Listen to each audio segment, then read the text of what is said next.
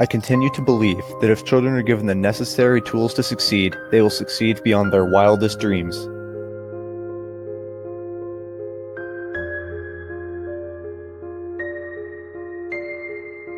It is a forgotten ailment that would seem to have been cured by the prosperity of modern economies.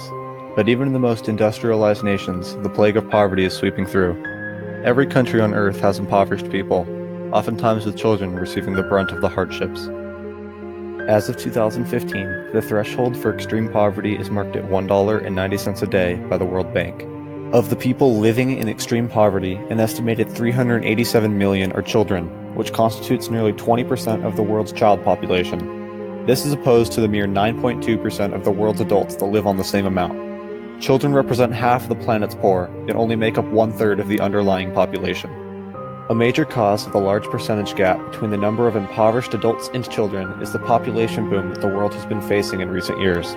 In the last decade, the world population has grown by over 900 million people. In addition, 2008 marked the year where more than half the world's population lived in cities. This means an increased concentration of people in a set amount of land. More people in the same amount of space and with a not so expansive amount of jobs.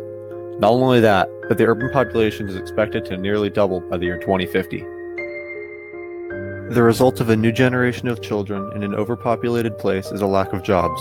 No job means no money, which means decreased standards of living and higher poverty rates. The most destructive effect of this is the lack of prosperity for when the children do become adults. In many second and third world countries, this leads to homelessness and the aforementioned rates of extreme poverty. Children are the future.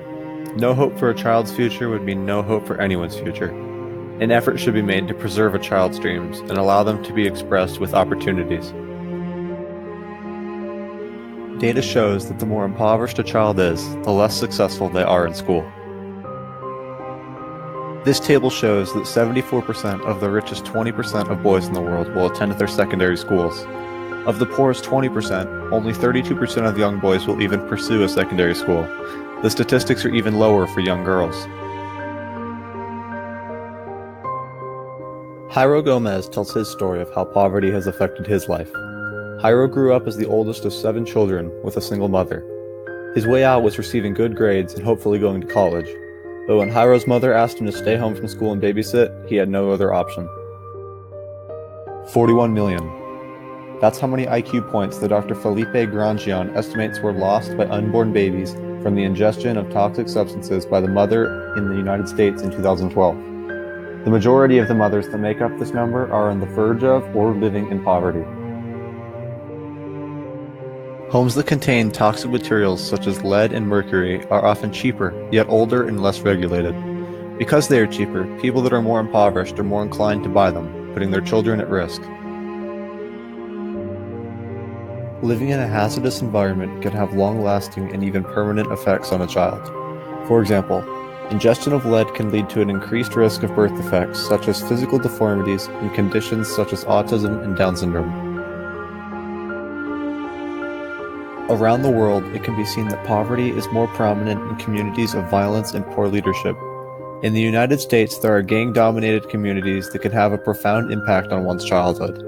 A 1999 survey details that roughly 50% of all gang members are under the age of 18. Perhaps, without being able to see a way out of poverty, children and young adults are attracted to the strongest role models in their lives, gang members. Joining a gang is a poor decision for one to make, as gangs are often involved in crime and life can turn out even worse than before. Childhood as a kid living in poverty can be very rough. The conditions that people live in can often be so terrible that people can become depressed. A study by Cambridge concludes that there are strong relationships between poverty and a child's cognitive development. It also explains that maternal depression, if the mother is depressed, is connected to other behavioral problems. In conclusion, poverty is bad. A child should be allowed to have a childhood, but poverty strips them of this. Poverty interferes with learning, mental health, and the prospect of one's future. Society needs to do what it can to help children in need.